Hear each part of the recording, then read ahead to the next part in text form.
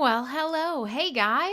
Hi, welcome. That was Just Making Stuff. That was Greg with Meadows Makers. Hi to all of you who are jumping in, and hi to those of you who are willing to hang out a little bit longer after his show. His show is much more interesting than mine, friends. I know I pump him up every week because it's well deserved. We have a lot of really fabulous DJs on MSP Waves, so if you haven't checked them all out, I highly recommend you do.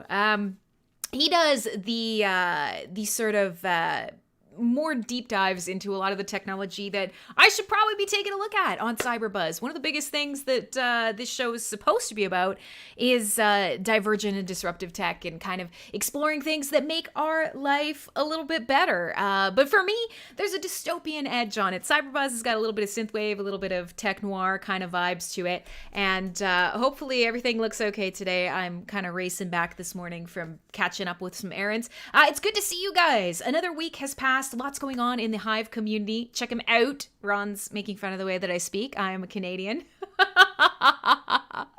So yeah, we're always trying to make the lighting and the camera and the setup better. So if you haven't noticed, this is an HD cam setup now, or at least more HD anyways.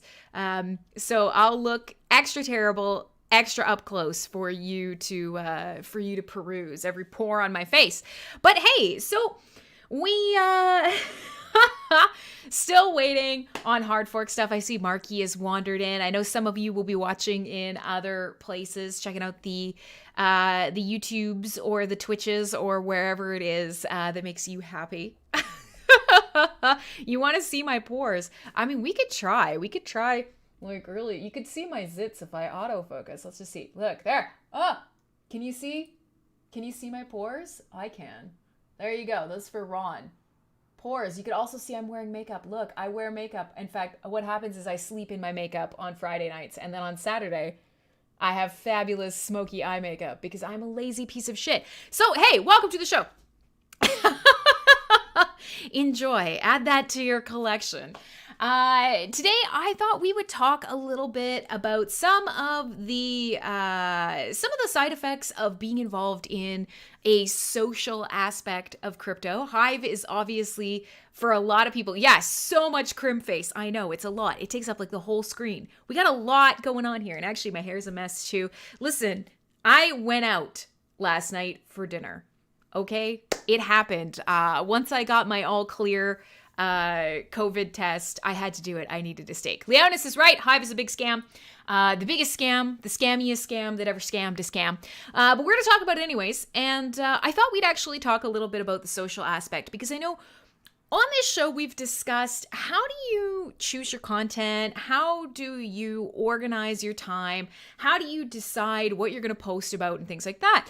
And for a lot of people, this is an important aspect of crypto for them, is owning their data, owning their information, not being deplatformed, building a community that they know won't be taken away from them. And all of that's really important. But once you have those things, once you have that tool set, how are you using it? And for a lot of us, one of the things that we've discovered is the further that we get involved in crypto, the less that we post, or perhaps the less organized we are around our content. Crim not plan. Crim is the plan.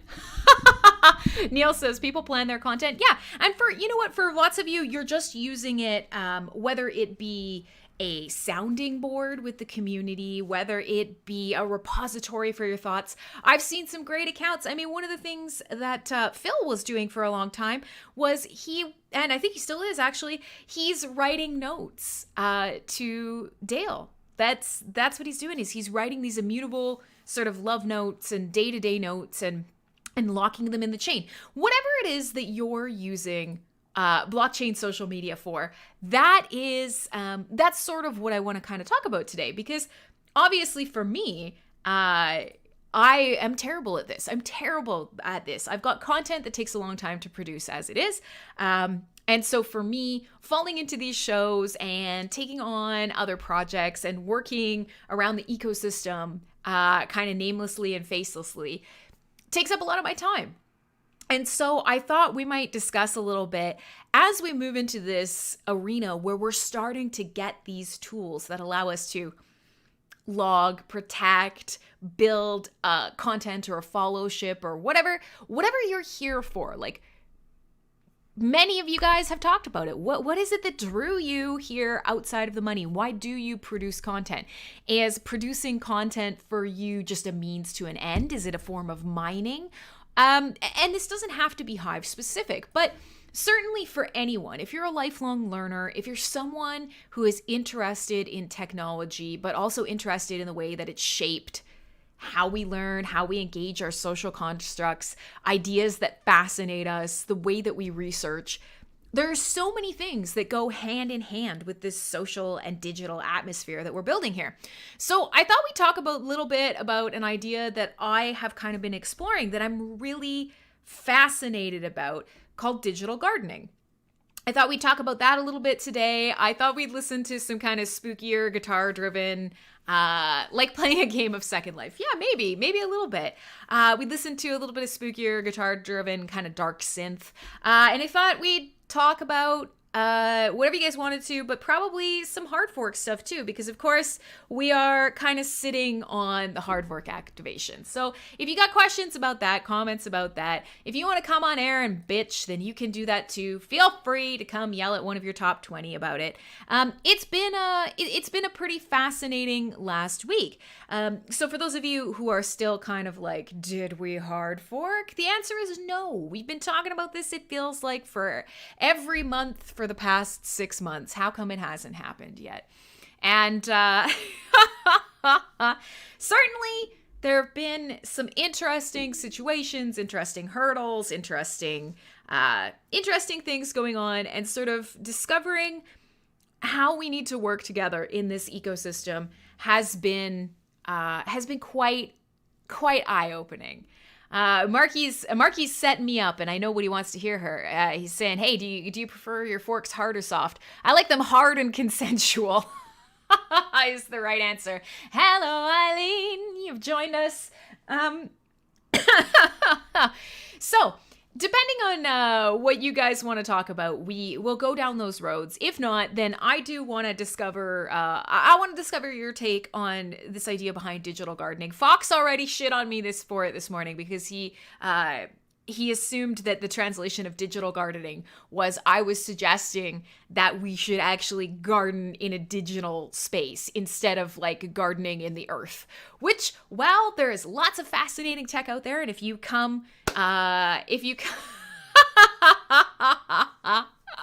we're a soft way to a hard fork. Yeah, that's absolutely true. Hey, Coin's joined us. And I actually think Coin is going to come chat with us next week, because we want to discuss some of the cool stuff that he's doing to kind of interweave ETH and ETH and Hive together and kind of bring some intercompatibility to some of their features. So while the Leo team and the Wrapped Hive team is taking a dive into the DeFi space, we've actually got some other stuff going on too. So lots of things happening. Now, Neil has pointed out, and hey, FBSLO, I believe you reactivated your witness. Oh yeah, you've changed your name. Hi, welcome. Reactivated your Hive witness. That's exciting. Congrats, man. So what Neil has dropped in chat here, and if you're watching on YouTube, if you're watching on Twitch, first of all, say hi, Theta, Vim TV, all of our other streaming solutions. Say hi, because your chat will be routed into my chat here in Discord. But if you're in Discord, Neil's dropped a picture in the chat. And we discussed this briefly last week. And there have been some posts that have come out from the main account, just reminding you of how does a hard fork work? When does a hard fork activate? Neil's saying we're a soft way to a hard fork because there are not that many witnesses in the top 20 who are currently running the newest version and signaling the newest version. And that is by design. And so let's very quickly kind of wrap that up and remind you what that's all about. As soon as the date in the code has passed, which in this case is October 6th, already gone by. As soon as that date is passed, every new block production round on the Hive blockchain is technically a vote. And each of the block producers that produces a block in a block production round, blockity block, Each of the top 20 witnesses get a block and produce a block, and then a backup witness is rotated. They hate Hive, so they're refusing to update. Yeah, no, not quite. So since October 6th, since 10 a.m., whatever the fuck time, 1400 UTC, on October 6th, a Hive blockchain has had the potential to hard fork. That, it's just waiting for activation. Every single block since then, every backup witness is voting on whether we will hard fork. And the way that they indicate whether they will vote, yes, let's hard fork or not, is to run the new version of the software, to signal and run the new version. Now, in this case, we haven't hard forked. And this is something that is a great learning experience, but very confusing for people who don't sort of have a gist of how this works. The date went by, everything's running. There are some people and tons of witnesses in the top 100 who are running the new version. What the fuck? Let's get this show on the road. The top 20 witnesses have kind of coordinated in the background. All of them would like to run the new software for HiveD. That's the blockchain software. Hey, Big Tom, good to see you, my man. And now Gecko has joined us as well. They want to do this. We want to do it. We know this is the hard fork. We're good to go. The blockchain software that runs Hive at a chain level, also good to go. Why don't we just run it? Why isn't everybody running it? Why don't we fucking have this vote, do the thing, fork the stuff, and get moving? And the answer to that is, holy shit. One thing that we have learned in moving towards decentralization, and especially in the last sort of 2 days, Big Tom, that's a great question, and I'm going to answer it. One of the biggest things that we learned, especially in the last couple of days, collusion, Neil says. Yeah, good collusion, actually, for once.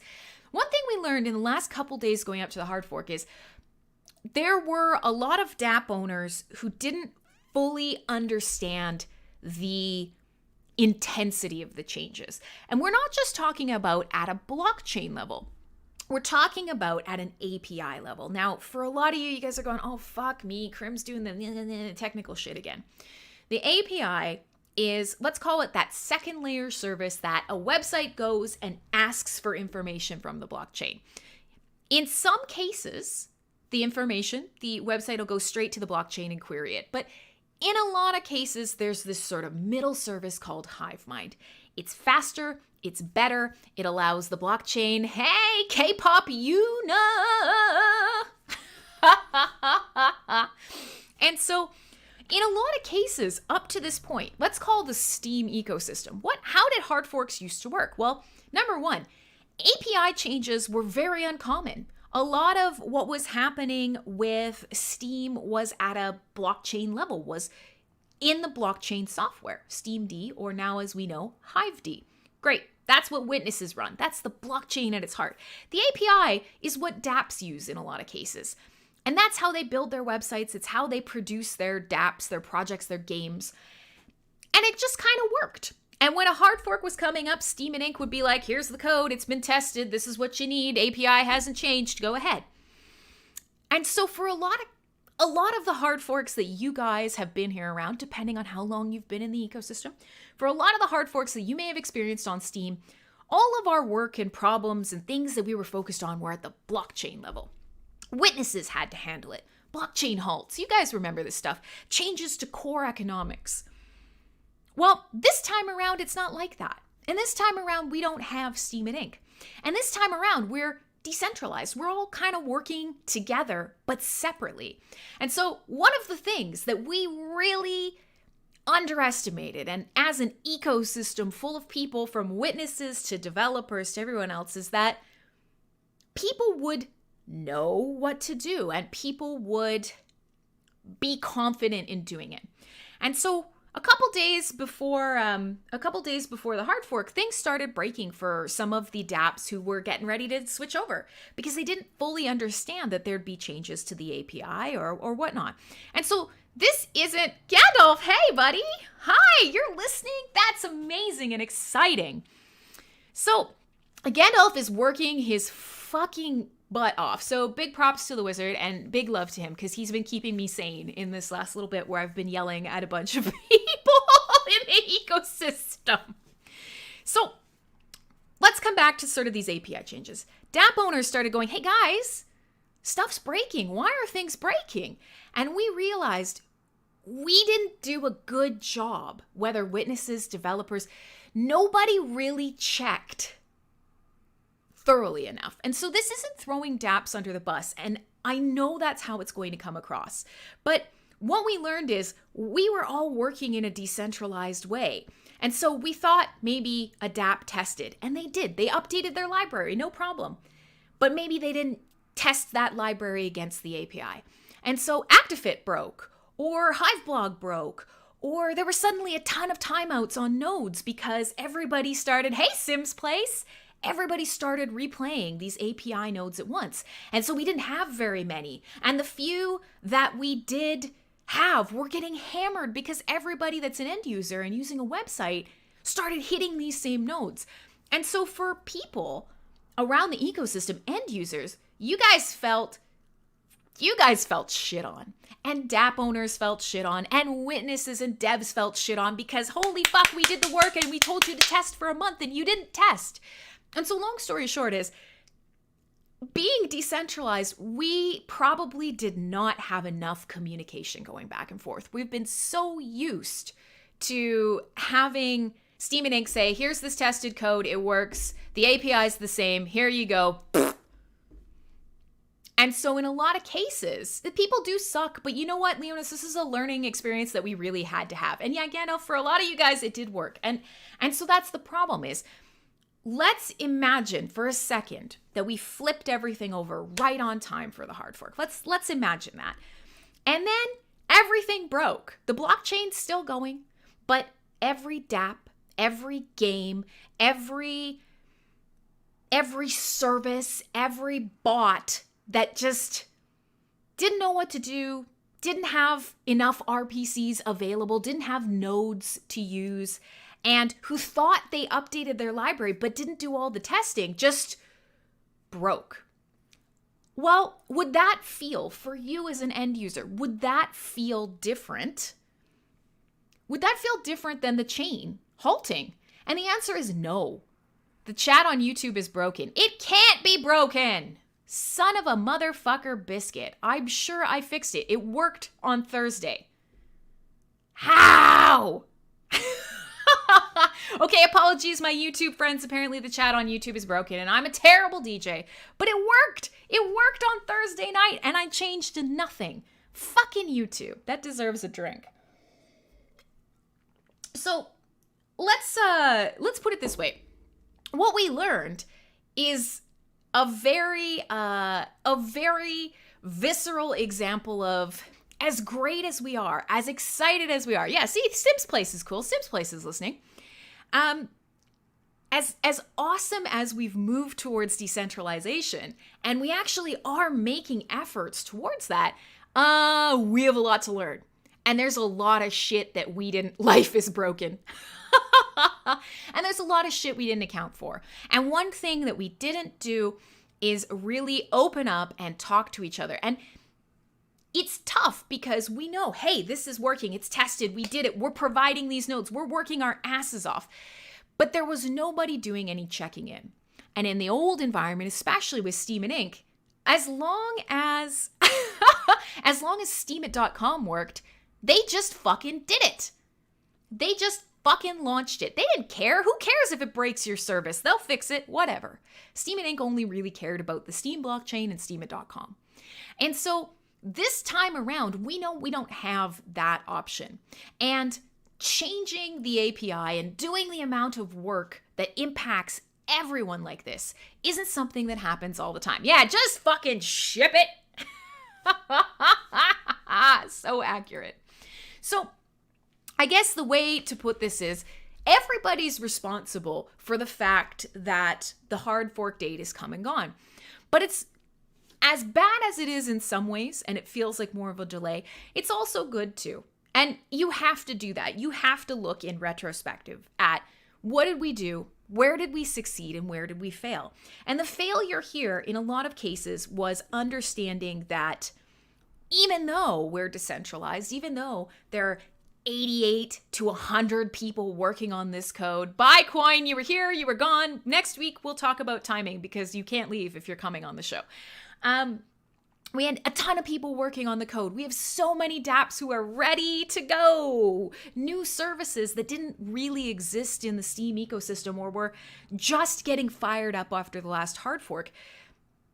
All of this is so awesome, but we also really learned we have to eat crow on this. We didn't do a good job communicating through the ecosystem. And if we want to bring more devs in, we have to assume that they're not going to know what to do. They're not going to understand a hard fork if they're really just here to build a service that uses Hive. And so this has been something that's been hard to hear. And if you read the post from the main Hive account, it's basically, here's what we've learned from this and here's how we can improve. And here's why this situation isn't as dire as it feels. So looking at how many people are running the programming is a human error. It's only broken because of what we put into it. Yeah, pretty much. Code does what we tell it to, and sometimes we don't always think about how code and humans interact, which is, that's always the problem. So long story short, what happens now? The code is already there. It's already being run. Many witnesses are already on the new version. They're ready to go. So, when does the hard fork activate? What happens now? The hard fork activates when a supermajority of the top 20 are running the code. That's that vote that happens every block production round. Each block production round, 20 top witnesses and one backup witness produce a block. Whatever version the supermajority are running to produce that block is the fork that we're on. So, right now, essentially, oh God, actually, do you want to see? I'll show you guys in a second. I'm sipping my whiskey out of a glass that a listener sent me. And he would like to stay anonymous because he says he doesn't want to be taken for a simp. But here you go. Check this out. This is really cool. It's got a copper 308 round embedded in the side of the glass, bringing a bunch of my interests together. Firearms, whiskey, and blockchain technology. It's fucking fabulous, friends. So what happens now? Yeah, there it is. So what happens now is a new date has been chosen. Nothing has to change. Anybody who's outside the top 20 who's already running the software, they're good to fucking go. But these extra couple of days that we're taking, there are people who are finishing syncing up Hive 9 nodes, those RPC nodes for other websites, projects to communicate to. Who's the simp? Don't call him a simp. But he said not to say anything, so I can still thank him. I just don't want to make him feel sad, okay? So now we've got the 14th, and that will be pretty much everybody. Hey, Dracos, that'll be pretty much everybody left in the top 20 who will be then activating this new version. Most of them have it already ready to go on backup boxes, but the idea is you want coordination with this. What if something does go wrong? What if there is something that needs attention and, there needs to be coordination on it? So once everybody flips over, don't call Dracos a simp. Once the 14th comes around, the top 20 witnesses have agreed that's the day. We're going to do it roughly at a time. Everybody's going to flip over. We're going to be available. Exchanges are already ready to go. So one of the things that Big Tom asked is, hey, missing this date, what does that mean for exchanges? Well, in this case, the exchanges are already running the software. Teams like Gandalf and other outreach kind of members, tech members, have been working with exchanges. They have their wallets ready to go. And as everybody noticed, which is very fucking frustrating for you, the wallets are down, right? They're down for maintenance. They are waiting for this hard fork to be successfully completed. And so somebody tell Gandalf to leave and come back again. So for you, depending on where you are, what your exchange of choice may be, once we have the fork activated, then we will see that these exchanges will already be on that same fork. They'll be running that same software. They're going to double check that everything looks okay, that they're synced up okay, and everything will come back up. So for them, they don't need much extra time beyond this, arbitrary date. Thanks, guys, for telling him. They don't need anything beyond this arbitrary agreement, this time where we are going to activate the fork. They're already ready. They've already got the software running, just like many witnesses already have. Yeah, it is a cool bullet glass, right? And cool, thank you for calling it a bullet. A lot of people don't understand the difference between a cartridge and a casing and a bullet. This is a bullet. It has no casing. With a casing and a bullet and powder, that's a cartridge. It doesn't matter. Firearms owner, nitpicky, pedantic things. So, long story short, the software is done. The blockchain is good. Most of the witnesses are completely ready, and we realize that we needed to do some better work making sure both A, keeping people accountable, personal responsibility, understanding where we made things harder for devs and for websites and for projects, understanding how we failed them and where we can communicate better, and making sure that for the end user who doesn't understand that, oh yeah, the blockchain is fine, but all the front ends are fucked, what they see is Hive is broken, and that's not a successful hard fork. That's not a great community hard fork. And even though it really sucks to push this back, it fucking sucks and I have many things to say about it. At the end of the day, the right thing to do is make the most successful hard fork we can. Discord sucks. Perfect. Thanks, Gandalf. All right, so that's sort of where we're at. Now, one thing that I can say that I've personally taken on in this last little bit and with all this is chasing down project owners and website owners, devs, one by one, reaching out and contacting them. And we've all done that. Gandalf and Roland and Guilty Parties, we created a spreadsheet and we went around and we talked to every known we went around and talked to every known DApp owner, front-end owner, service provider, everyone. We chased them individually and we asked them, hey, have you tested against the endpoints? Hey, have you updated your libraries? Hey, do you think you're ready? And what that's basically done is it's created a flurry of testing in the last couple days. Between the 6th and today, there's been a flurry of testing that should have happened earlier, but we didn't communicate very well in a decentralized environment. So one thing we've learned is, A, we all have to talk to each other better. We have to check in. We have to help each other. Even though we're decentralized and we're all working on different aspects of this ecosystem, we've learned that, hey, some people got to step up and just double check. We can't have babysitters on a blockchain. But this first time around, as we're learning, we're going to fuck some shit up and we have to A, acknowledge it, and B, find ways to fix it. So there's been that. There's been community liaising around to try and figure out where these pain points have been. Number 2, the dev portal, for me anyway, something I'm going to focus on in the next hard forks and as we move forward is creating a better sort of layman's message on the dev portal that talks about here's the stuff you need to know if you're building and if you're building through a hard fork and what to check to make sure that this hard fork won't impact you as a project owner, a dev, whatever. I think it's actually been pretty successful. And I think on the 14th, we're going to see this whole thing go off. There's probably going to be node fuckery. There probably won't be enough nodes and there'll probably be some slowdowns. But one thing that I could say pretty confidently that I feel is that we will at least come through the 14th knowing, holy shit, we finally did it. And we swallowed our pride and we worked together and we figured out how to make this as successful as we could, given that we're rebuilding the whole fucking thing from scratch for all our end users. From here on out, we don't get this excuse again. That's the only problem. Yeah, I think there will be many more. I agree.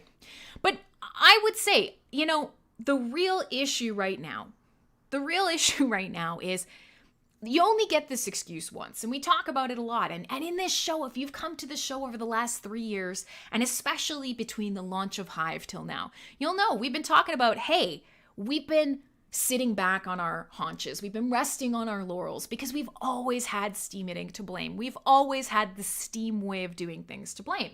And some of those things we learned from and we prepared for. And some of them, we fucked up. We didn't do a good job. We moved to a decentralized direction, and we didn't prepare for how hard decentralization can be. Live and learn. We have to swallow that, but we don't get that excuse again next time. So you guys know, for me, I'm all about, you still blame Ned. Yeah, for sure. You know, for me, I'm all about iteration. I don't care. I don't care if you own up to your mistakes and you make an effort to get better and you lay out a plan for how you're going to fix it. Some mistakes have to be made, and that's a-okay.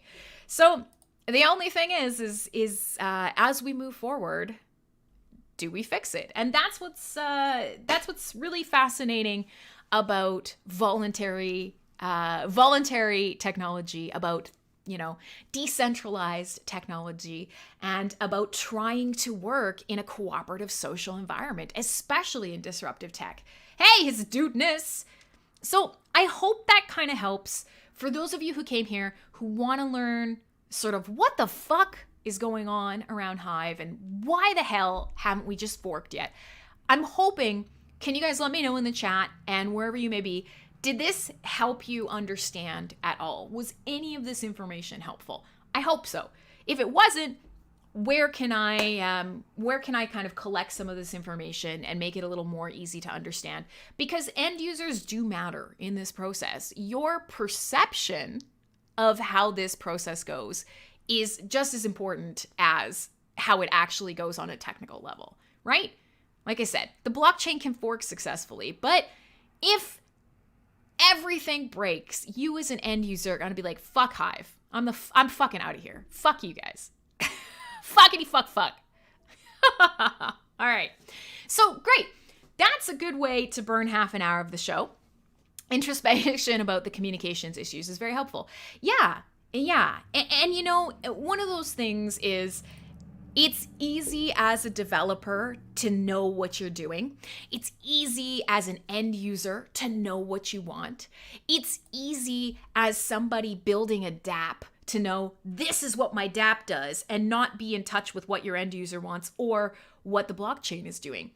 Communication is going to always be the hardest stuff. And Gandalf's little analogy there was the perfect sort of indicator. If everybody thinks that somebody is going to do it, then nobody will end up doing it. And it sucks to see that in action, but it also is really heartening to see, how do we address that? How do we handle it? And oh my God, are we still going to fork on this version? And the answer is yes. So fingers crossed for Tuesday. And if you have any other questions or comments surrounding the hard fork, please let me know. I will do my best to address them. We're coming into pumpkin spice season here. I'm in Canada, so this weekend is Thanksgiving weekend for me. I will be having a slightly... Marky says, screw you guys, I'm going home. And taking his dudeness with him. Fair enough. Good. For me, it is Thanksgiving weekend up here in Canada, and I am looking forward to this fork being over because I have not done a lot of sleeping or communicating or working on my own projects or being successful at anything. I guess for the next fork, wait until a few of the top 20 have enough time to rock up to Crim's show, and then you know it's actually going to happen. Nobody ever comes Tuesday except Wednesday. Yeah, that's true. Is it Wednesday? Good point. Is the 13th? Yes, you're correct. Wednesday. My bad. I don't know why I thought the Monday was the 13th. So, see, don't listen to me. The code knows. Oh, Lord.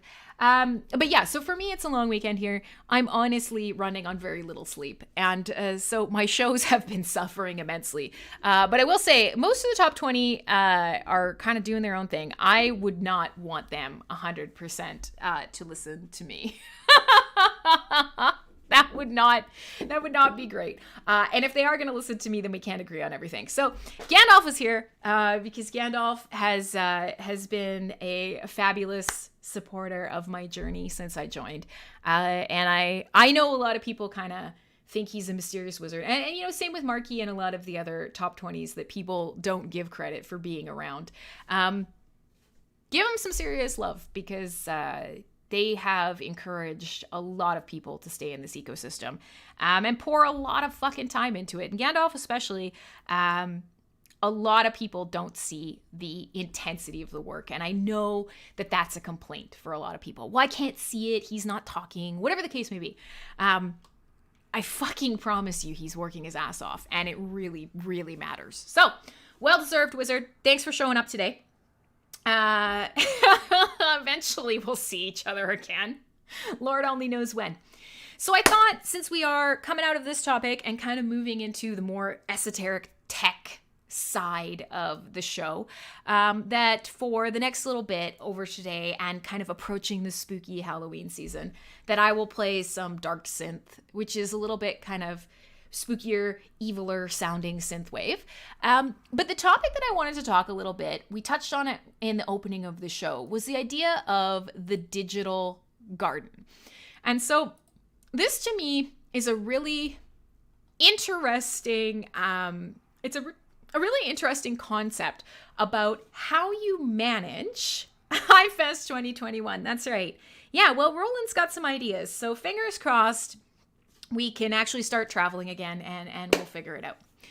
So let's put it this way. And I've asked many of you guys before, but I'm going to throw this down here right now quickly. Why do you make content? And the answer that I'm going to remove from you, the answer that I'm going to remove from your ability to answer is to earn money. That is a given. Everybody in some way is looking for a reward for producing content. Neil says, because I'm an egomaniac. Okay, why do you produce content? Now, I'll give you my answer. I want you guys to type yours.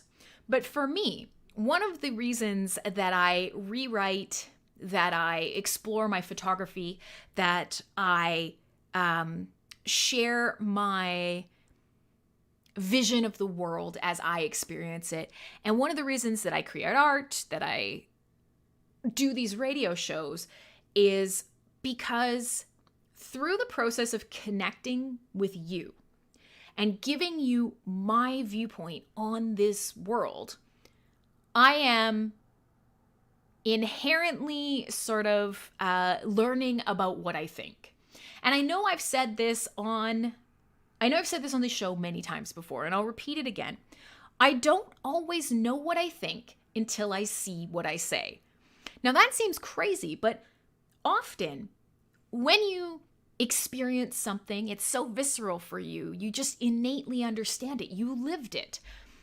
When you remember something, it's a part of you. The feelings, the emotions come along with it. But when you create a video about it, when you start speaking to someone else about it, when you write it down, when you edit a photo to show someone else, when you start getting their feedback, and even as you alter your presentation to them, you start learning. You either discover, here's a gap in my knowledge. Here is oh my gosh, I'm hemorrhaging listeners. People are just piecing the fuck out. I'm sorry. I know this is less interesting, but to me it's fascinating. So deal with it. As you start, teaching someone else is the best way to learn new things. Hive trending, that's very similar for me. Now, Neil says this because he's an egomaniac, and rightly so. Neil's a great guy. So yeah, okay. Like, pump your tires right there. Toot your horn. Solo likes getting feedback on his projects. Now, that's a cool thing too, because Solo, a lot of his content is about stuff that he's doing, that he's learning or experimenting with himself. So it's not, I mean, you do all sorts of cool stuff. I remember when we started, like, infrared photography was a big thing for you. Like, that's cool. I never even thought about it. And then when I went off to Ireland, I took some photos like that. And Marky says, why do I produce content? Because when I got here, I made a promise to myself I would try to post every day, even though I suck at writing. So for you, see, fuck off. Everybody's leaving. I'm sorry. That in itself is making a challenge that in one way or another is going to help you improve. It's going to force you to do something. It's going to force you to expand, to change, to learn. Maybe it's going to create an even more solid belief in what you already hold. Whatever, it's useful. Now, with all that being said, one of the things that I have become quite fascinated with in the last little bit is the idea of, and don't quote me on this in a way that will immediately be used against me, but the idea of taking a better mental shit. So since everybody's already leaving, I can see the Discord. My God, people, I'd like to think they're going to go watch on MSP Waves, or perhaps they just came for the blockchain update and they're like, fuck this Crim girl anyways. But you might be watching on Twitch, you might be watching on YouTube, wherever you're hanging out. Hi. Thanks for sticking around. How do we take better mental shits? And what the fuck do I mean by taking a mental shit? You have a lot of information in here. You have a lot of ideas and thoughts and hopes and wants and needs for yourself. But often, you're not going to get around to lots of them. Have you been reading my posts? Big Tom, I always read your posts. But the brain dump. Yeah, that's a great term for it. Hive trending. We have so much stuff that we think about on a day-to-day basis. Ron. On a day-to-day basis that we think, that's interesting. I want to learn more about that. Or, I don't agree with that. I need to figure out, why don't I agree with that? No, that's wrong. Or, ooh, I want to try that. Or, ooh, whatever. It's funny. I don't want to say why I produce content in a live chat, but it's the type of thing I might write a post about. I will look for it, Revised Sociology, on your like beer Saturday or like Sunday recaps. So here's the deal. All of that stuff just gets stuck in your brain. And it's stuck there all the time, and it becomes your subconscious. And so sometimes you pick up something that really fascinates you and you're motivated enough right away to get on it. But we don't have time for that a lot of the time. And especially in a world where you're trying to figure out what is the right content for me, what's motivational for me to produce content on, what is the goal of my content. How do you even approach that? How do you figure it out? And so this idea that I've been kind of becoming massively fascinated with is taking these mental shits, but in a digital way. You would think that with all the technology that we have around, with sort of everything that we're inundated with, there's probably ways to do this now, whether it's writing things down or blogging about things or organizing information. There are tools out there, or there are processes out there to make it easier. So for me, I stumbled across the idea of the digital garden. And this to me is one of the best things I've ever heard. And the idea is categorizing stuff that intrigues you or that you're working on in a way that you always have something in season. What do I mean by that? Now, if you're not a gardener in real life, you should probably check out Solo's content or making stuff. Gandalf, I have posts, but every time I schedule one, there are other accounts that need attention because the blockchain starts burning down. So you know what? Can we get through Wednesday? Can we get through Wednesday so I can make a post and feel like, I'm gonna mentally shit all over your blockchain. I'm gonna shit on your blockchain. But here, let me get through this sentence. The idea of keeping something always in season. Because for a lot of us, we learn differently. Not everybody learns, explores ideas the same way, right? We just don't. Some people are super spurgy, which I'm going to get canceled for. They're super spurgy. They're super focused. They will do one thing for like 1 trillion hours and then burn out on it and never do it again. And for some people, that's very satisfying. They master a new concept, a new skill, an idea. They learn about it. They're like, fuck yeah. And then they never come back to it. For some people, they graze. And that idea links to other ideas. Idea sex. That they start kind of idea sex, or I also call it Toilet browsing. Have you ever been sitting on the can and reading something? And for some people, it's Wikipedia, where you start reading an article about pickles and then you click on a link to, I don't know, factories. And then from the factory link, you click on a link to whatever. And you've lost like 2 hours and you're 26,000 pages and topics away from where you started. This is another kind of, Margie says he's sitting on the can right now. Fair enough. I am great shitting fodder. But the reality is this is all the same sort of idea. How do ideas correlate? How do you manage this? How do you manage it?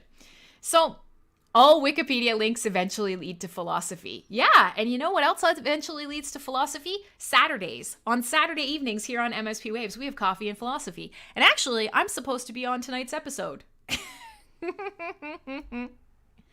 I post my show recordings to YouTube, Hive, Publishbox, Library, Reddit, and then tweet to all those platforms. I know, and I am creating content. And you know, Neil, I never thought that I would be creating these shows and this content. And so I'm only just now starting to realize that I can take advantage of that stuff. I never thought of these shows as content in a lot of ways. They're engagement for me. They're my connection to the community. They're part of the living experience of Hive for me. And I'm only just realizing, like, holy shit, no, this is absolutely content. Wow, Banjo. So yeah, I'm only just now realizing my shows are absolutely entertainment content. And so the YouTube's doing great. There's like, I don't know, 50 something subscribers over there. And I'm only just now learning that, but forget it. Digital. Let's come back. I want to get through this one idea before the halfway point in the show. Digital gardening. So what do you need in your digital garden? How do you organize this digital garden of everything that you're cultivating mentally? How do you organize it, and how do you make sure you've always got something in season? Well, this is what I found while I was researching on it. And somebody suggested there's a couple different ways to look at it. One would be the idea of budding, seeding, and evergreen. And the other thing was seeds, trees, and fruits. Now, in a digital sense, in a digital mental poop sense, what the fuck does that mean? So your digital garden should be composed of seeds. Things that, when you have a plot of land that you want to grow, you seed it with things that you know will eventually produce. So the idea of seeding your digital garden is taking notes on things that you find to be quality content and that cultivate your own curiosity. So if you're going to seed your garden, if you're looking for, it better not be Brussels sprouts or I'm not playing. Can I just say I fucking love Brussels sprouts. So fuck you. You need to seed your garden with things that actually stoke your creativity, that you find is fascinating content. Now, a lot of people on Hive are good at that. You create, yay, Clay's alive.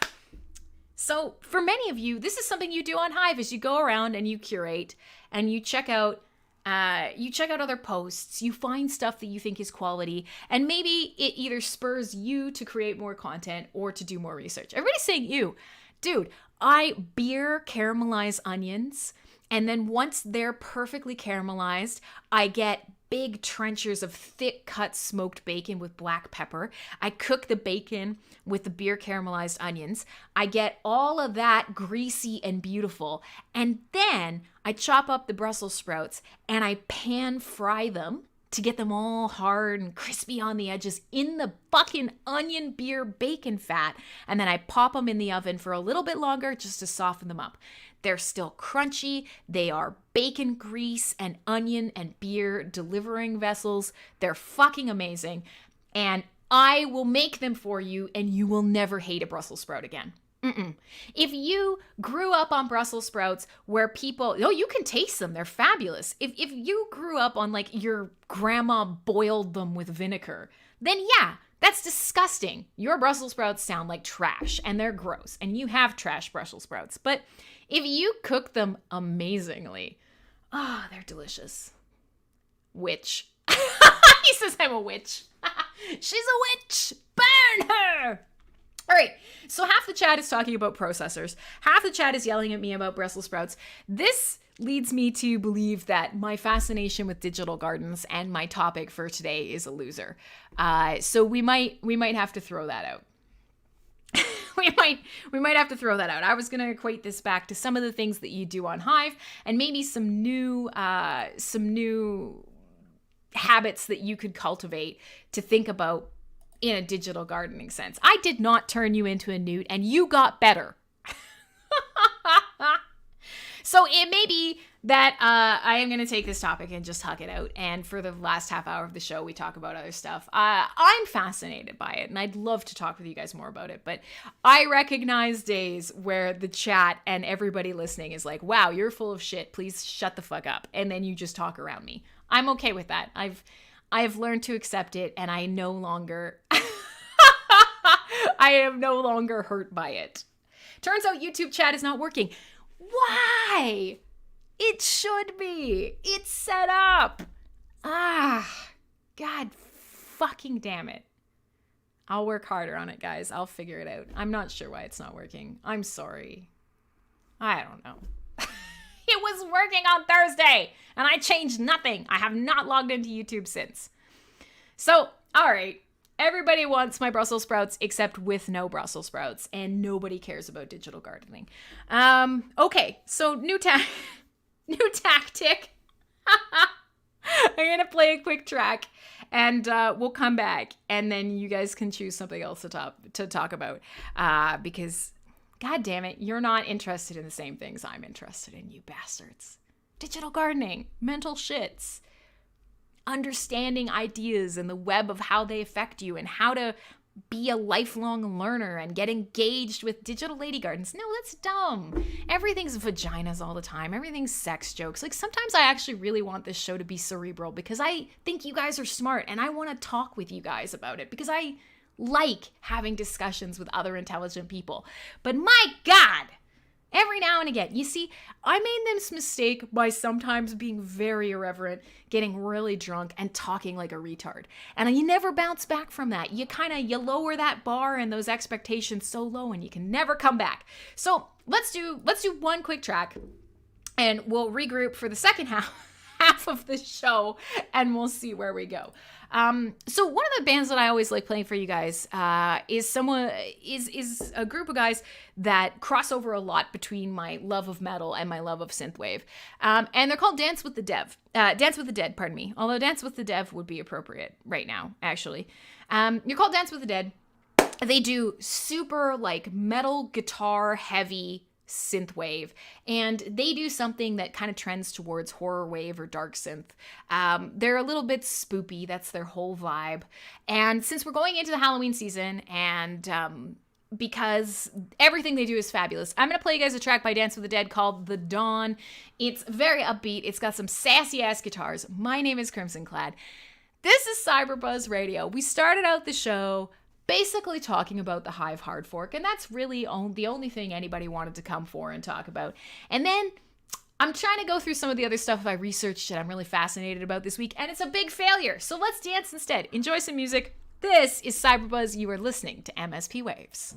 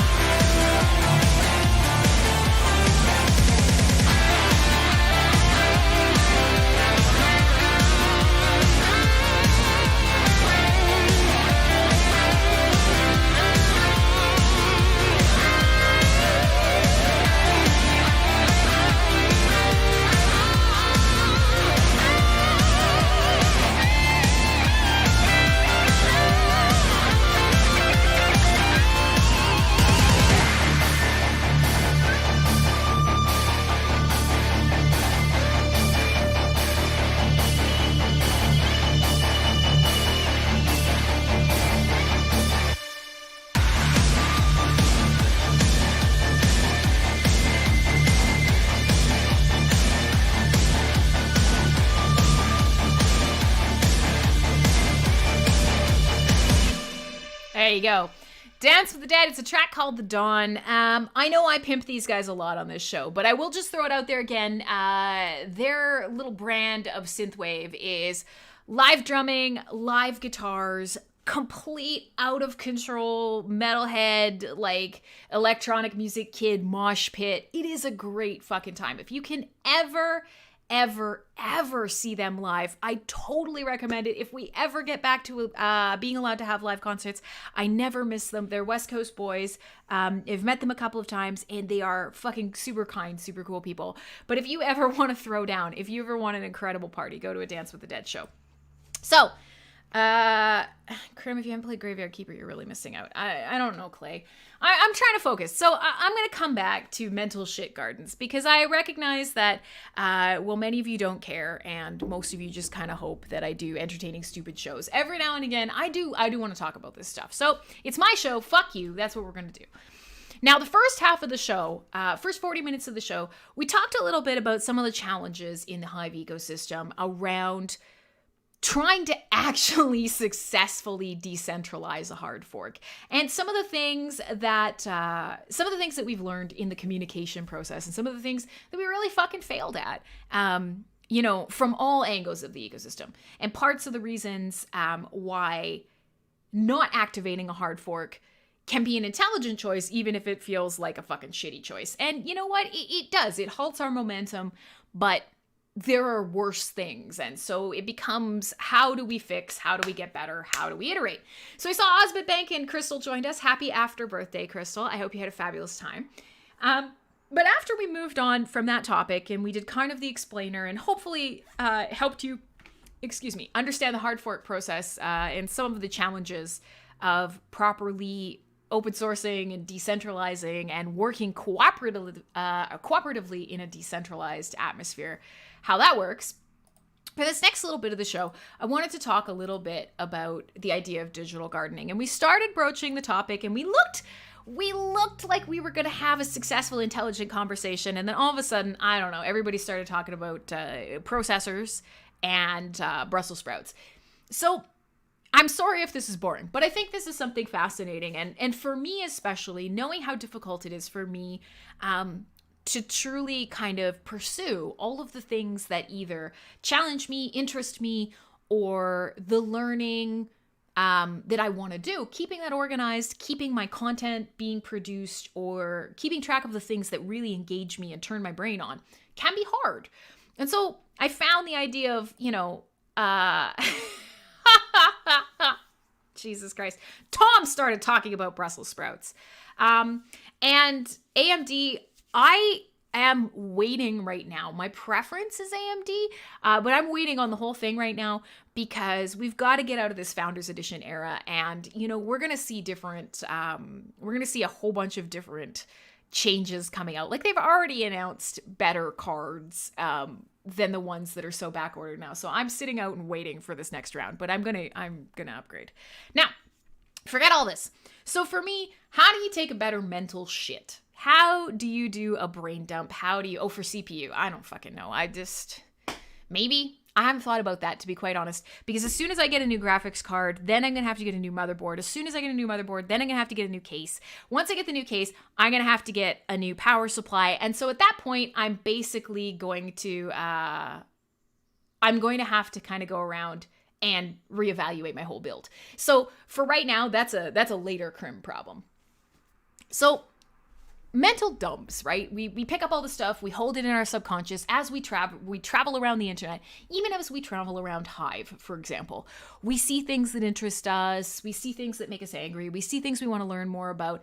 And all of this, all of this stuff contributes to what you're holding on in your brain. How do we take a mental shit? And yeah, Corbin, that just before you joined the show, or I think that you joined the show, maybe you were talking in YouTube but I didn't see it, there's lots of different ways of learning. There's lots of different ways of engaging with what you hold on to in that mental dump. And like I said, yeah, for some people, they fixate on something, their whole attention process is on that, and that's all they do, and then once they're done with it, they're done with it. And that's okay. That's not a bad thing. But what it does mean is that you might have a lot of shit piling up in your brain. Oh, so you've been here for a while. You might have a lot of shit piling up in your brain. And the longer you work on one project, that other stuff piles up. How do you take a mental dump? How do you effectively organize that? So let's come back to the idea of seeds and trees and fruits. That's where we were at right before things really went to hell and everybody started leaving and everybody hates, mildly intelligent Crim. Seeds and trees and fruits in a digital garden. What the fuck does that mean? So seeds being keeping a collection of content that you think is high quality and that stokes your curiosity. So for a lot of people, it's as simple as keeping a little list of articles, of notes, of journals, of whatever things that maybe it's just a fucking tweet, links that you can peruse through that inspire you, that cultivate curiosity. Curiosity is the force that drives lifelong learning, and lifelong learning is exactly what you need. Gandalf is elsewhere. Listen, a wizard arrives precisely when he needs to, and he's never lost. Be wary of wousing a wizard's waff. Big Tom's almost 70 years old. You think I've got some shit piled up? Big Tom, I have no doubt that you are in some way, shape, or form constipated. So seeds, you need to have seeds. These are the things that over time will create a garden that is valuable and that produces, right? You need to seed it. So what are trees then? Trees are things that help you grow your own personal knowledge and interests because they branch. And so this is what we're kind of talking about when we say, okay, hey, you know that thing that happens when you sit on the can and you browse Wikipedia and you end up looking at 12,000 links and you discover how interconnected things are. Trees in your garden are ideas that branch out and connect to each other. And so, as you're planting these seeds, one might be about mental pooping, one might be about tea cozies, and one might be about, blockchain. Your trees are more sort of interrelated things. So in this case, it would be, your tea cozies and 3D knitting machines that will produce tea cozies at a custom rate and a perfect fit and completely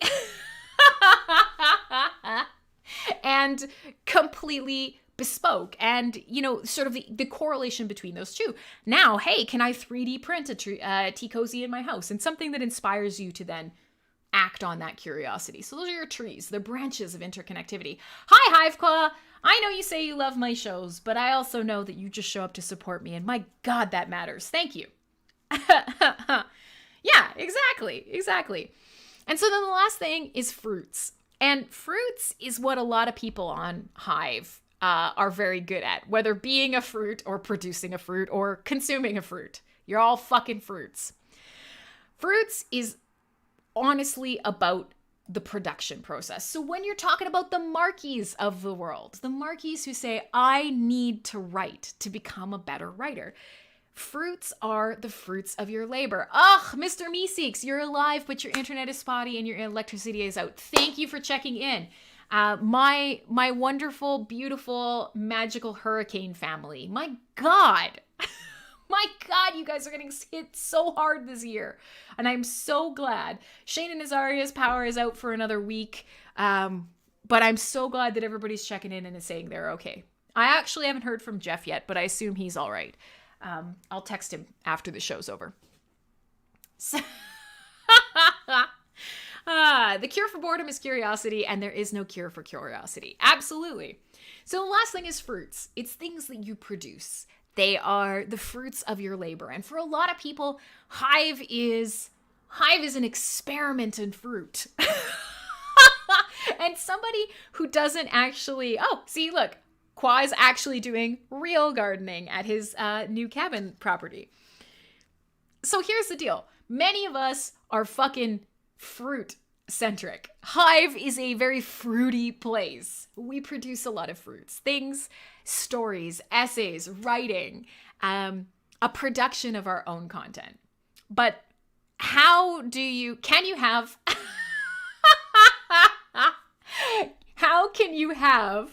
fruit? How can you bear fruit? How can you create fruit without seeds and trees? And that's the real point of this whole idea. And so for me, every hiver, every digital content producer, and anybody who really is using technology in some way, shape, or form to learn needs a healthy garden. You need more than fruit in your garden. So seeds and trees, how do you cultivate those? Will you cultivate those? Do you think this idea is insane? How do you start with something as simple as taking down notes or collecting links? How do you go from those seeds to growing trees? How do you visualize that? How do you put yourself in that mindset? And that's something to me is very fascinating, like super fascinating, this idea. So, oh yeah, there you go. Okay, so Corbin's termed a whole new aspect of your garden, which is fungi, which is a low energy project that you can forget about forever, but you can come back to anytime. Yeah, that's totally fair. And this shouldn't be about like shaping your entire life around this garden, but just creating this sort of tool set and this space where when you enter it digitally, when you walk through your garden, when you thumb through these notes, when you remember the branches of this tree that connect all of these cool things that you're so interested in, and that sort of inspires you to bear fruit, what does that look like? Big Tom says, I have over 10,000 bookmarks. Several of them are in folders. Those are my seeds. Yeah. So how do you make that jump? Big Tom's got seeds. He's got seeds for days. He's got all of the seeds. How do you start organizing those into branches? And this is something that I think is so fascinating. And I don't actually know.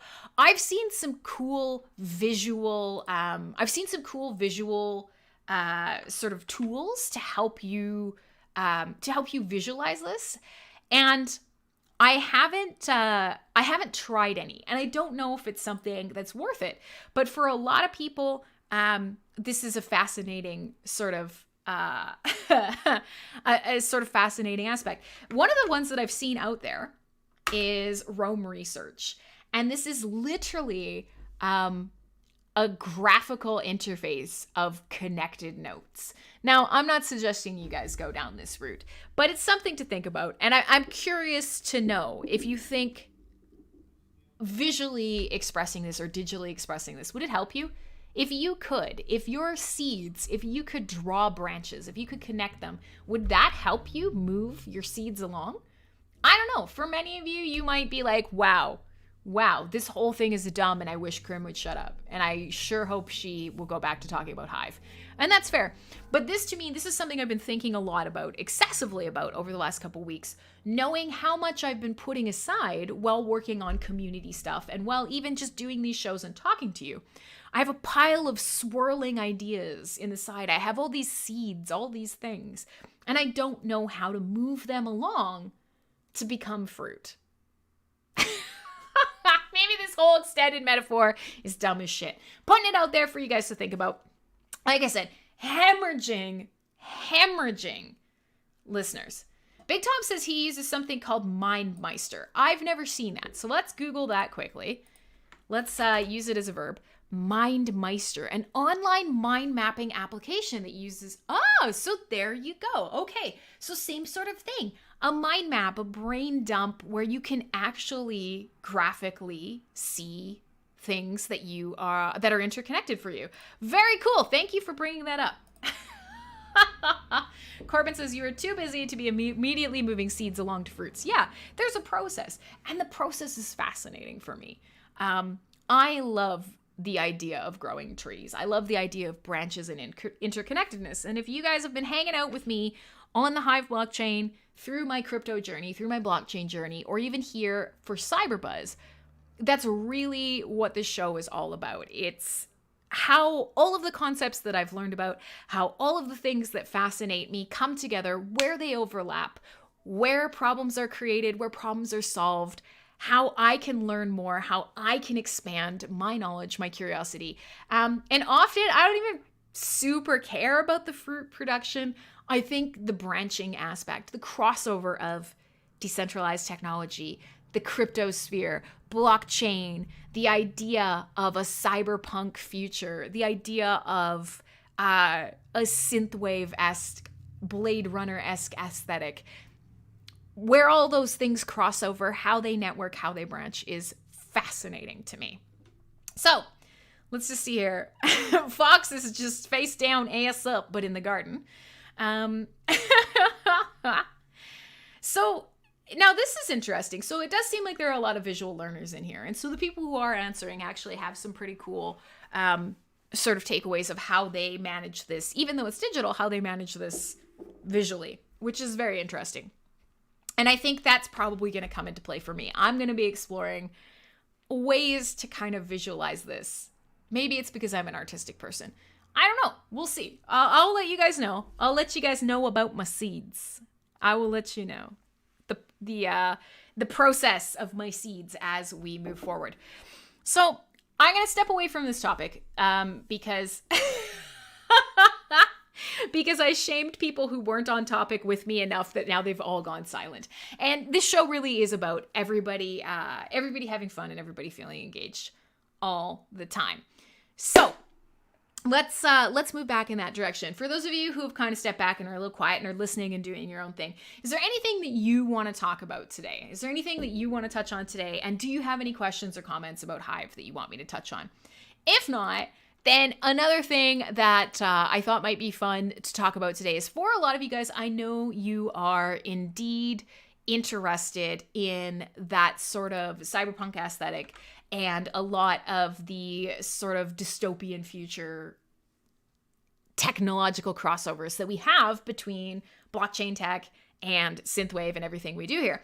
It turns out that today is World Cyberpunk Day. 10102020.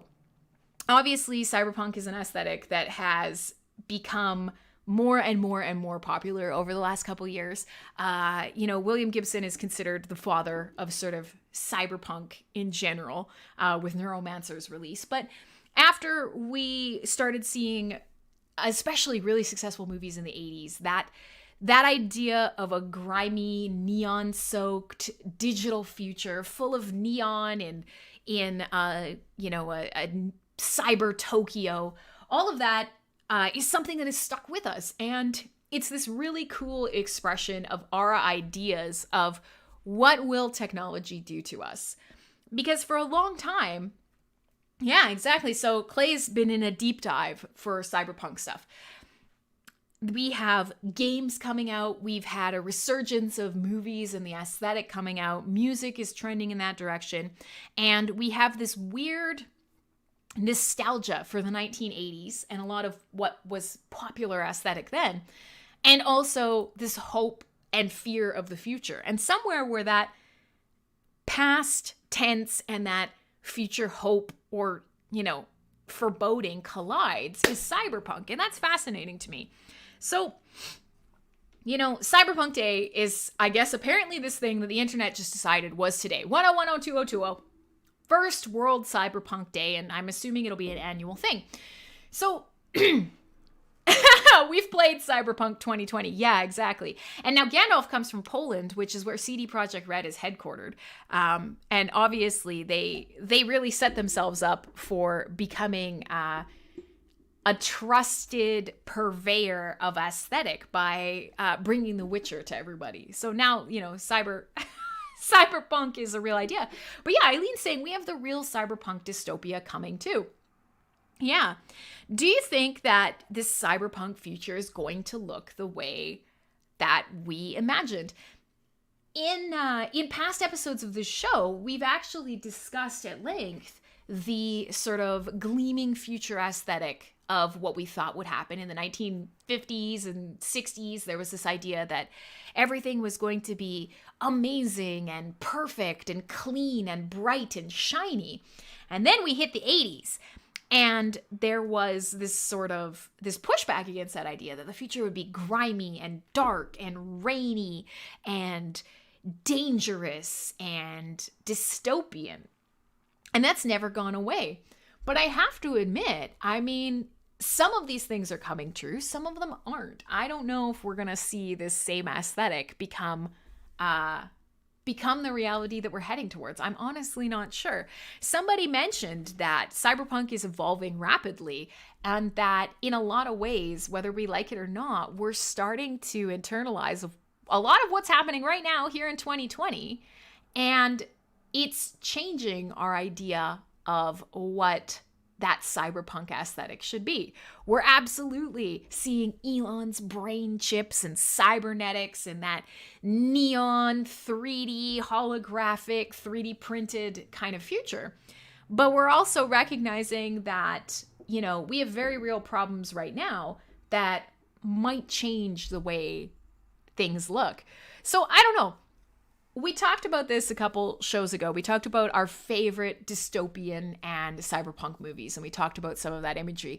Do you think that the imagery that we already believe in, that this idea of cyberpunk that we already have, do you think it's going to look like that? Are we going to be living in Demolition Man? Somebody pointed out the other day, Yelp, I don't know if you guys have seen this. Yelp's new thing, now whether Yelp is relevant or not is neither here nor there. Yelp's new thing is they are going to... Yeah, that's a good point, Gandalf. We've got this idea of a digital cyberpunk dystopian future, but we also have people who wear tinfoil and believe the earth is flat. Oh, Lord. But, you know, Yelp has this new thing where if a news article comes out against a news article, I don't know why it has to be a news article, but whatever. If a news article comes out against a restaurant that describes a racist act, that Yelp will put a warning on a restaurant's review page about that. And that the Yelp, you know, network, the Yelp website will show you if a restaurant has done something racist. And this seems crazy to me. I understand why we need the ability to give feedback. And I know, Lax, it's okay. I'm hemorrhaging listeners. And you actually are legitimately stuck. But so here's the deal. We have this, we have and need this ability to to leave genuine feedback about services, you know, peer-to-peer businesses, restaurants, whatever. But Yelp's just decided, hey, we're going to put a big fucking scarlet letter on you. And apparently the criteria for that is going to be a news article. Now, what the fuck? I don't understand how that in any way, shape, or form is helpful, first of all. But second of all, that to me sounds honestly like a lot.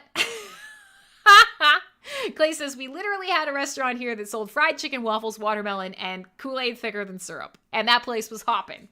Yeah, well, I don't actually know what this relates to, Clay. I don't know what constitutes a racist act, let alone a racist act documented by newspaper. But that's what you need. And then Yelp's going to put a big fucking scarlet letter on your web review. Now, whether people still use Yelp, that's up in the air. But also, the way that I see this is, don't you think in a lot of cases that this is going to harm the smaller businesses, but allow the bigger businesses to get a pass?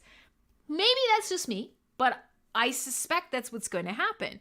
And so when we do look at these visions of the future where every restaurant is the same, Demolition Man, everything's Taco Bell or Pizza Hut, and they're a conglomerate, well, that's already happening. In the future, fine dining, takeout, catering, grocery providers, it's all fucking like Taco Bell. That kind of seems to me like what some of these decisions are leading towards, which is fascinating because I, honest to God, believe some people suspect. Yeah, it absolutely is Idiocracy, El Gecko. Fuck you, I'm eating. It's an overreaction to a perceived problem. Absolutely, absolutely. But I find this fascinating because in this case, is this self-fulfilling? Is this self-fulfilling? We're so worried that we need to know about individual businesses and we need to be informed so we can, make these decisions and whatnot. And Yelp's going to help us with that. But in a lot of ways, I feel like it's just going to become sort of a service that helps slowly shut down more and more places, whether it's, warranted or not. And isn't that going to drive us towards less and less personal choice? What the fuck? Are we using technology in a valid way? Are we so worried about this future where, big capitalist establishments take over everything else and we have no other options? Are we so worried about avoiding that we're actually creating it? I don't know, man. This whole BLM thing, I am so passionately for helping everyone live a better life with personal responsibility, with self-sovereignty, with technology, with natural and holistic knowledge, with all of these things combined, and taking back sort of that personal power in every arena and self-sovereignty in every arena. But oh my fucking God, I'm so over this. I'm so over this. Yeah, Corbin, I agree. This is absolutely how I feel. One little red letter on a huge company will never make a difference. So the only people that are going to get shut down are the little guys. Yeah, they can't pay off Yelp. They can't hire new reviewers. They can't just, hey, Lord Curly. Lord Curly, you're a lord. I better watch my mouth. They can't just open a new location. They can't turn over all their stuff. The only people that will get harassed and successfully shut down are going to be the smaller guys. So what the fuck? What are we doing? So yeah, Ron's got a video from 5 years ago about this. And we talked about this briefly on the show. You guys might remember. This is another sort of fascinating thing. And this kind of gets us into the world of AI and algorithms and neural networks controlling sort of what we see and the information that we hold on everything, that we use for everything. Reviews are very, very inherently valuable. And personal, anecdotal, experience of a business is very, very useful. But Amazon is a great example of this as well. And Amazon is another one of those giant conglomerates that has become so useful in our lives, but also in some ways problematic. So Viking Adventure just be like, la, la, la, la, la. But the reason that I bring this up is Amazon Marketplace. And the sort of ability to be seen as a reseller on Amazon is, I know, that's why I said, la, la, la, la, la, la. But this is a fascinating thing. Now, Gandalf, we talk about personal responsibility here. For years, it's personal responsibility. I'm a huge proponent. I think it's so important. It's what led me to crypto. It's what has led me to blockchain. It is a fundamental sort of belief that I live my life by. It's part of my interest in technology. It's part of my interest in, the less technological stuff, in basic day-to-day skills. It's so fascinating. Now, I'm not allowing you to discourage anyone because this isn't actually about fulfillment, Viking Adventure. What I want to talk about is the marketplace listing, very similar to Yelp, in that Amazon Marketplace it becomes a storefront. Becomes a storefront for other businesses. And competition to be seen at the top of Amazon searches for marketplace resellers is cutthroat. It's the same sort of thing. There is, 1 minute you say this mind control is good. The fuck you talking about? The fuck are you on about? Why? When have I ever in my life, in 4 years, in the time that I've been talking to you for 6+ hours a week, have I said that I think we need a more mind control, less intelligent populace? Absolutely not. It is cutthroat. And in this reseller world, you have people who are constantly manipulating the review system and the algorithm system to try to eke their way out and edge their way up to the top. And this to me is fascinating because we have all of this information, all of this data, all of these really valuable, visceral human experiences, whether it's with a restaurant, whether it's with a local business, whether it's from ordering from a craft seller somewhere on the internet, or whether it is getting a product from Amazon or Apple or Google or wherever.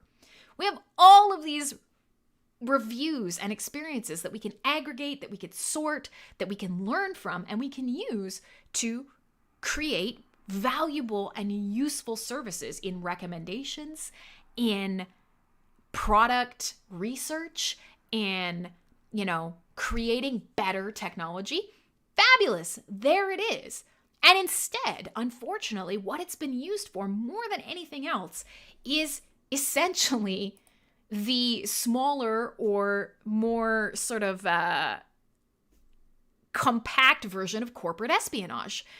Tons of things like fake reviews, tons of things like manipulation of prices, tons of things like copyright complaints, bureaucratic red tape that actually has a real impact, but only on certain people. And I think this is a big thing for a lot of us who are interested in blockchain tech, who are interested in self-sovereignty, and who are interested in the useful parts of open source or, decentralized technology, but not sort of these massive corporate terrifying entities that we're producing in our quest to make our own lives better. So I don't know about you, but I am concerned that a lot of these things, a lot of these things that we do to make our lives better are these self-fulfilling processes that will push us towards this dystopian future that we keep saying, no, it'll be fine. We're going to avoid it. We're going to learn from it. No, Blade Runner, that's not going to happen. We're not going to have robots like that. Or, oh, no, it'll be fine. A prophecy. Yes, thank you. I have been sipping this whiskey the whole time. And so for me, I find this just, all of this kind of comes back to the idea of a lot of what Making Stuff shows about, and my own interest in this aesthetic, both as something that I'm fascinated with and that I'm terrified for. And part of the reason that I'm so involved in a lot of the sort of day-to-day social blockchain stuff, I have a real belief that if we can do it right, there is so much about this that open source blockchain technology can help us with. Because right now, my God, we are doing things in a way that we want so inherently to help us and do better, and that we keep fucking up. We're constantly fucking it up. And whether that's greed, whether that's human nature, this is all the stuff that Clay talks about on his show and in the philosophy of it all. But I don't know. I'm starting to believe that that's absolutely true, Clay. On some level, we're doomed to create AI that makes us obsolete. And that's probably the truth. The argument here is, if we can create something that learns so much better than us, isn't there the potential that it will learn how to fix our human flaws? I don't know. All right, listen, let me play a track. We've been talking for quite a bit. I suspect that I have Greyboy. Yeah, that's right. I suspect that I put a lot of people to sleep. And we've kind of branched out from the topics that I wanted to cover today. We talked a bit about the Hive hard fork, and we can talk a little bit more about that if you want. I'm going to grab some more music, and I'll try and save this disaster of a show, and I will keep in the back of my mind that nobody actually wants to listen to Crim wax quasi-intelligent. I don't know that it's actually intelligent, but the topics make a small attempt to be so. So let's see what else I've got for you guys today. I wanted to kind of, like I said, touch on some dark synth kind of stuff that has a little bit more of a spooky ass vibe. I put everybody to sleep. I know, I suck. Everybody tells me I shouldn't do this show anymore, and when I do it, it's not enough music. It's too much music. The topic is too cerebral. It's not cerebral enough. I talk too much about Hive. I don't talk enough about Hive. What are you going to do? So fair weather listeners or not, It is what it is. And for those of you who've fallen asleep in the Discord and wherever else, that's also acceptable. So let's do, hey Norma, hey buddy. You've missed some interesting top today. I feel like you'd probably have some stuff to say. Let's do some more music. Occam's Laser has put out a new album called Odyssey of Noise. It's pretty awesome. It's got some spooky vibes to it. It's definitely what I would call in the realm of dark synth. So stuff that kind of has a little bit more of a dystopian edge to it. And in a lot of cases, there is actually horror synth as well, which is basically taking the types of soundtracks that you would hear in a horror movie and pairing it with that sort of synthwave aesthetic and dancing it up a little bit. So Occam's Laser just put this out last week. It's not been out very long. I'm going to play a track called Dead Simple. And then when we come back, we'll double check. I've got lots of stuff that I can play for you. We will figure out whether we're going to do some more music. We've only got about 25 minutes left in the show. So I will defer to your wishes on this. I'm gonna play you this track. My name is Crimsonclad, and on Saturdays I hang out here for Cyberbuzz Radio, and I talk a lot about the Hive blockchain technology in general, disruptive technology, where it crosses over with us, as social creatures, and my love of that dystopian, cyberpunk, retro future aesthetic and the music that is being produced because of it. So it's kind of a mixed bag. If you hang out here on Saturdays, you're more likely to learn something, or you're more likely to at least feel like you did something with your time. Otherwise, I'm here on Thursday nights and I play metal and talk shit. And that is honestly sometimes a disaster. But you know what? We embrace it as they come. It has been a challenging last couple of weeks, but you know what? It's been a challenging last couple of years. So eventually that excuse gets a little tired, and we just come and we hang out and we listen to good music together instead.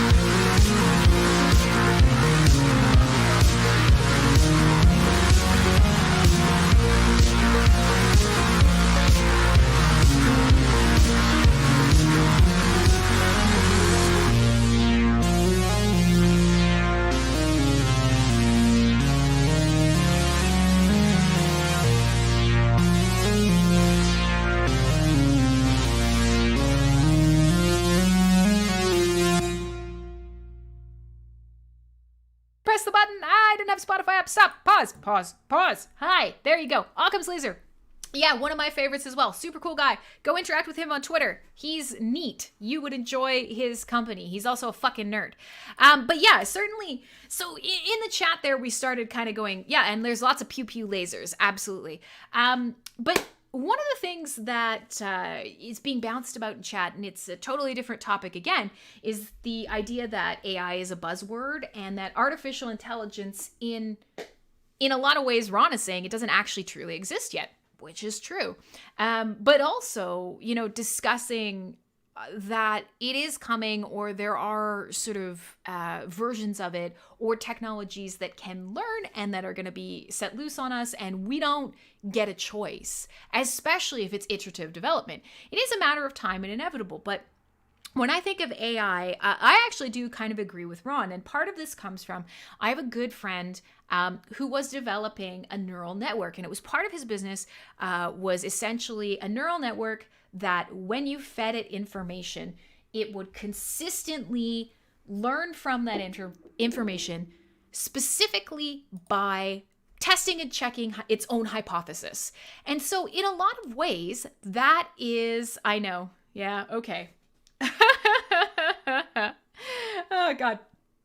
That doesn't necessarily connote intelligence, but it's important. So here's my buddy. He's created a company bootstrapped from the ground up that essentially takes results of experiments and starts automating the process of experimentation. Now, that's fascinating. When you think about that, one of the biggest things that we have a problem with as humans is the idea of experimentation. Do we do enough experiments? Do we vary them? Do we properly model for all the different circumstances that could happen? Do we prepare the environment? How do we control our biases? All of these things that impact us when we make decisions in technology or in medicine or in any way, shape, or form. All of these things that we consider what we base our intelligence on. A computer arguably can do better, but is it, yeah, those are funny, Viking Adventure. Is it actually intelligence? And that is a question that I don't think that we can answer in the positive just yet.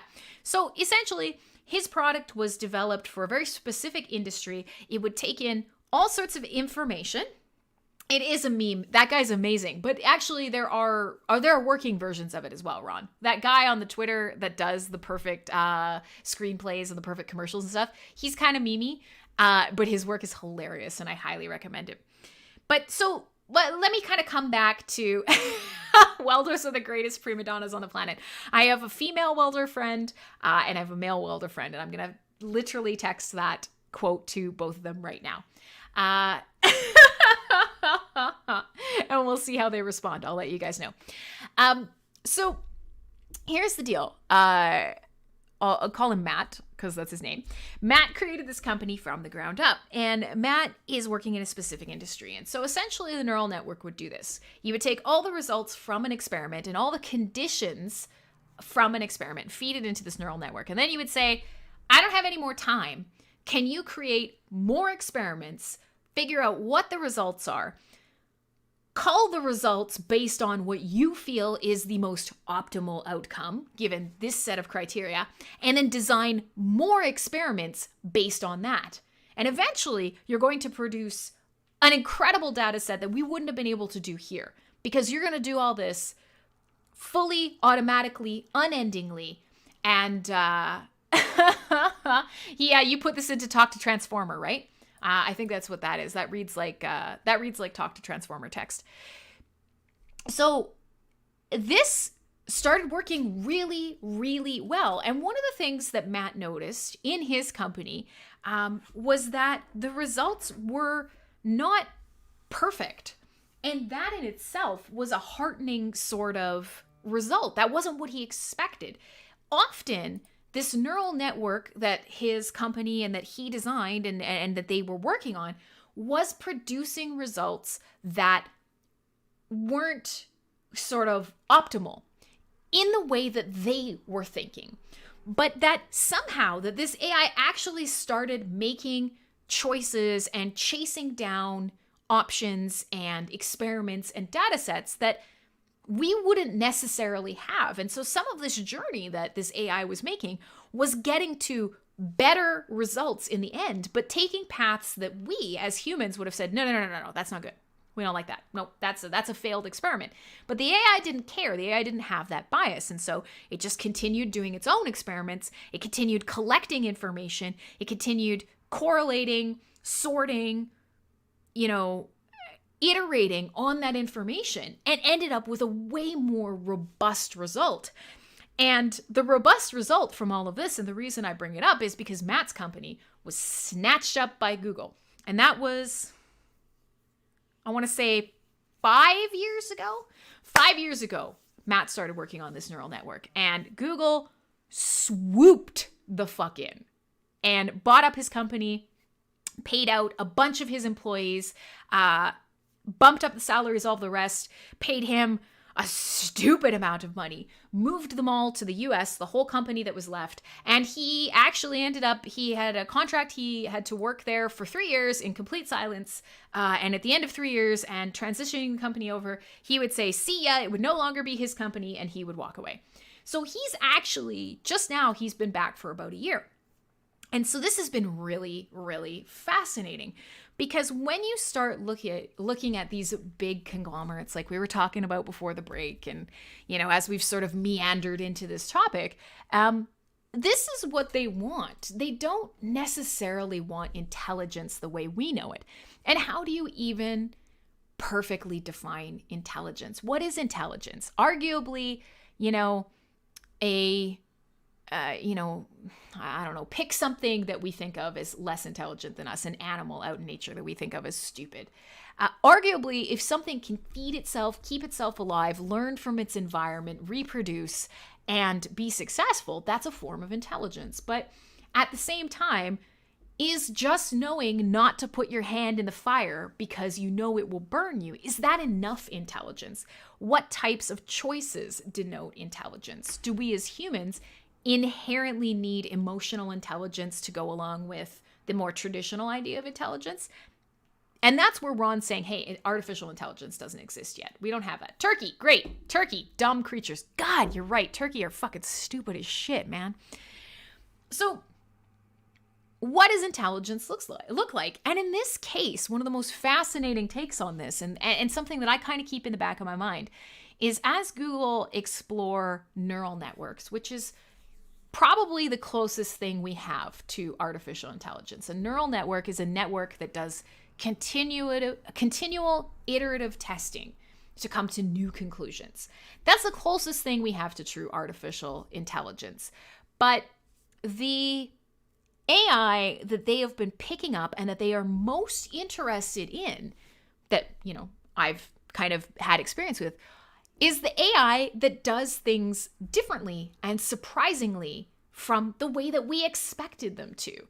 I cannot explain to you how quickly Google snapped up Matt's company. And part of this was because this neural network that he built was not producing the results that he expected and was not taking the paths that he expected. He wanted to create a neural network that would be faster, smarter, never got tired, could do more analysis and more sort of output than a human can.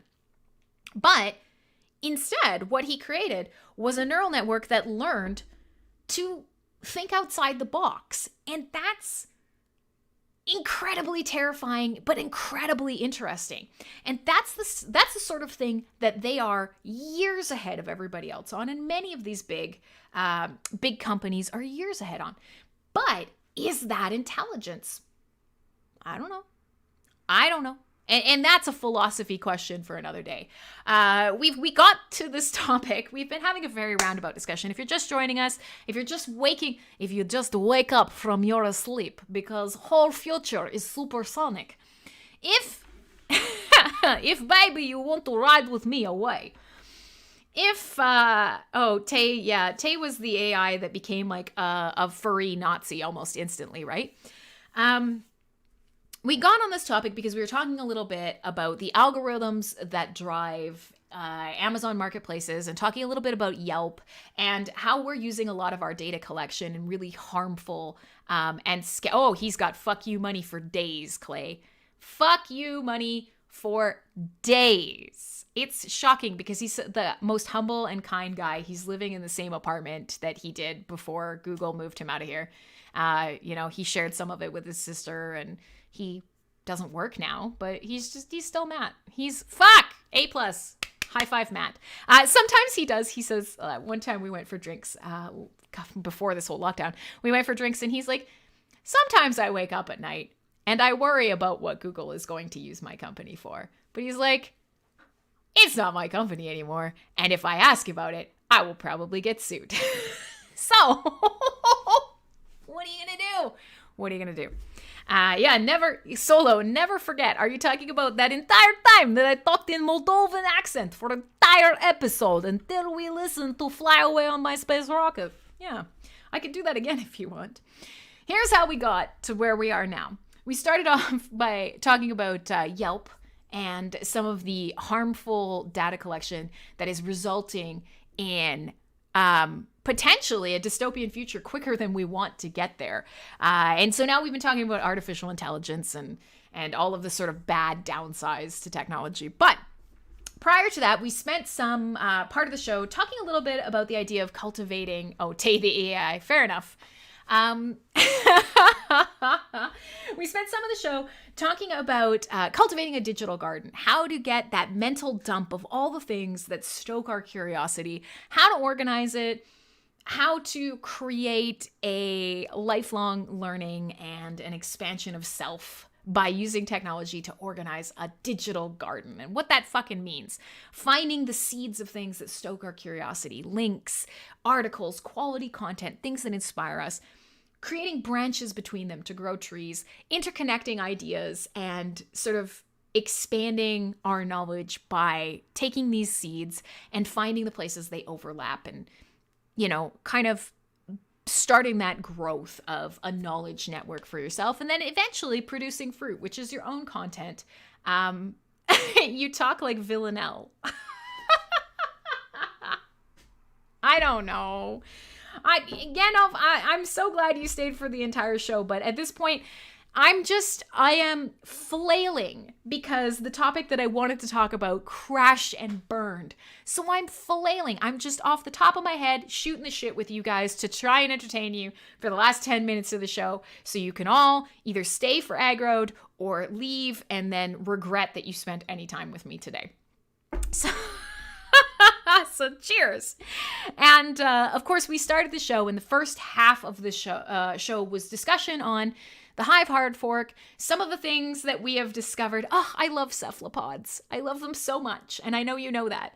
So the first part of the show was talking a lot about the Hive hard fork, some of the lessons we've learned, why we haven't hard forked, what we have hard forked, how this process works and how we can get better, where our challenges are, and sort of explaining what you need to know about the whole thing.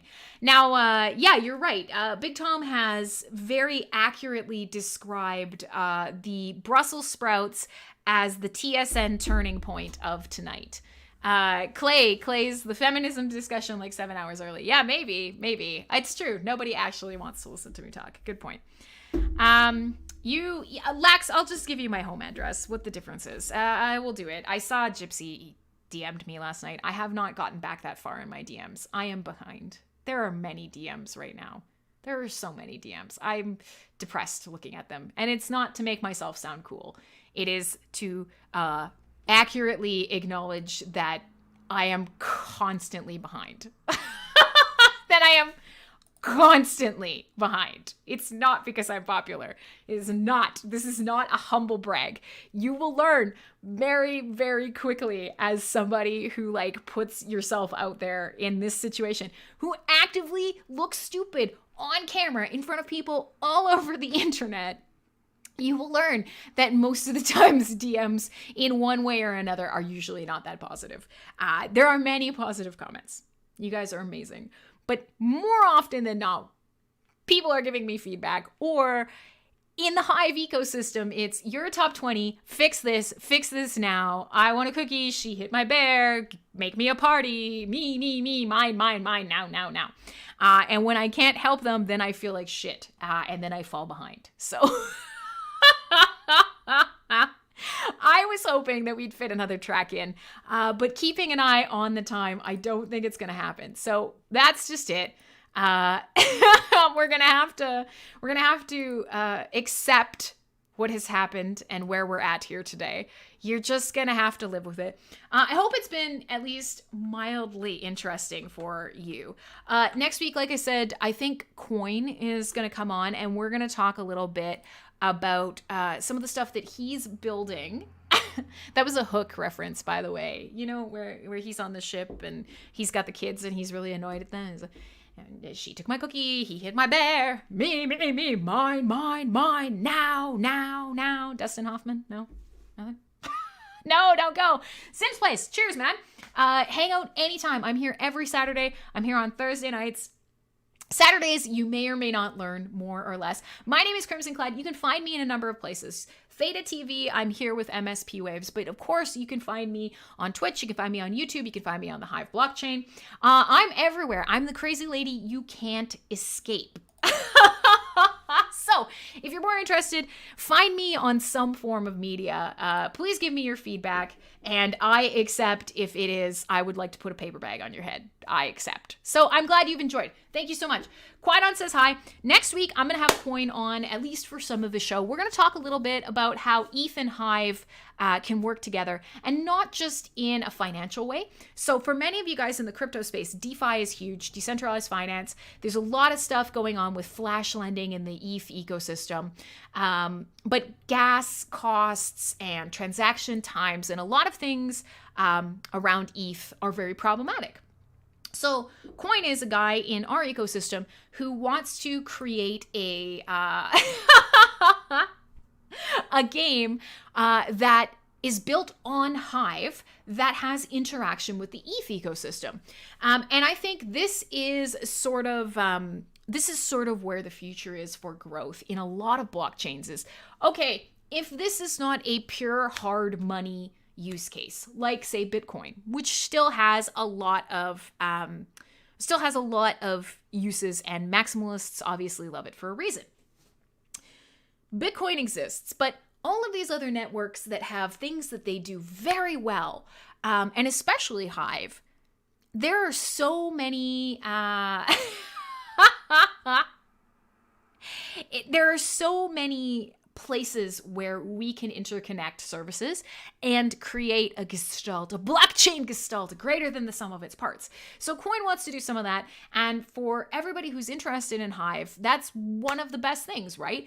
Is people building new cool shit, services, games, blogging, streaming. Blockchain scares me. Normock, you're in the right place, my friend. And yeah, Big Tom, exactly right. Every time somebody does something cool on ETH, it shows the problem. You got to come back tomorrow. Gas fees are too high. It's going to take 76 hours to complete. Like, what's going on?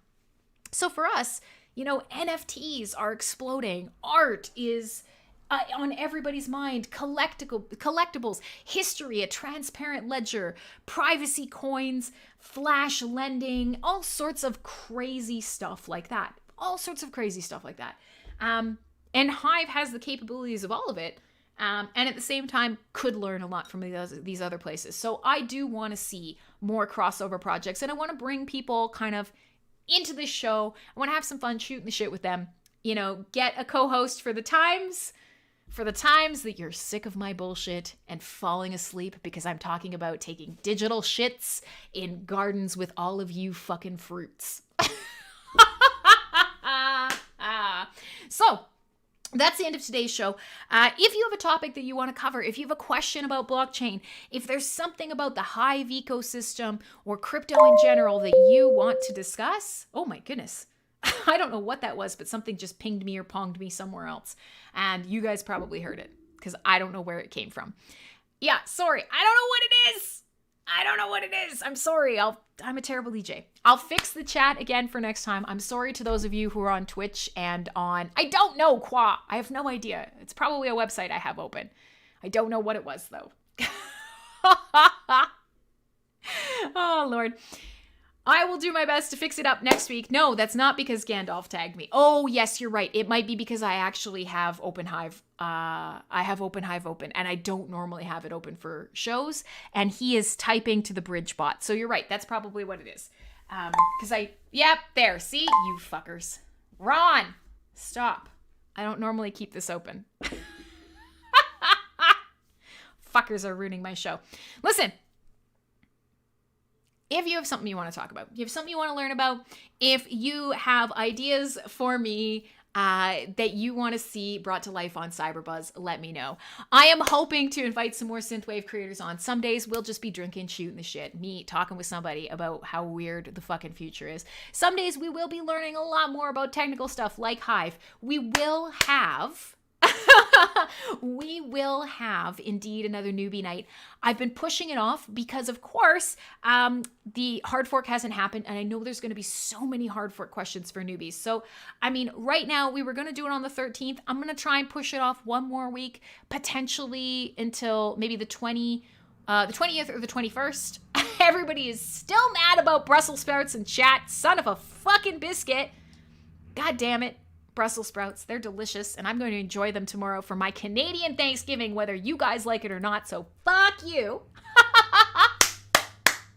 I'm going to work on my digital garden. I'm going to hopefully do some posts this week. We are going to live through this Hive hard fork. My name is Crimsonclad. I am one of your consensus witnesses. I'm a moderator here in the pond. I'm a crazy content producer who maybe at some point will produce some content. But for now, I am done. Please go check out mspwaves.com for the full schedule. Come find me wherever you want to find me. I am at your service. And of course, sadly, I am done. Bye, guys.